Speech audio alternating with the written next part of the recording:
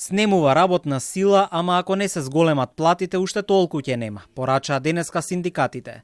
Работодавачите и владата да ја бараат вината кај себе, а не кај работниците, за да не останат без нив. Ова е пораката на ССМ, испратена од работничкиот дом, местото од каде што следната недела ќе започне првомајскиот протест. Испорачаа едно главно барање до сите работодавачи од приватниот сектор, итно да се зголемат платите на работниците, затоа што приватниот сектор е главен двигател на економската состојба во Македонија. Приватниот сектор е нешто што мора веднаш да се подобри со квалификуван кадар и млади луѓе. Но за овие две работи потребни се достоинствени, односно безбедни услови за работа и повисоки плати.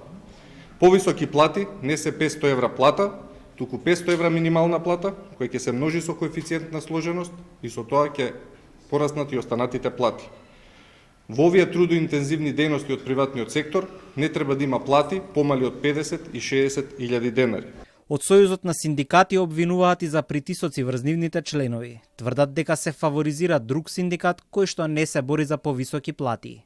Во меѓувреме, додека се разгледува барањето на ССМ за бројот на членови и репрезентативност на ниво на држава, пријавени се повеќе напади кон членовите на гранките во ССМ и притисоци за отчленување и фаворизирање на друг синдикат, кој нажалост не бара зголемување на плати, од тука се сомневаме дека можеби и затоа е омилен синдикат на владата.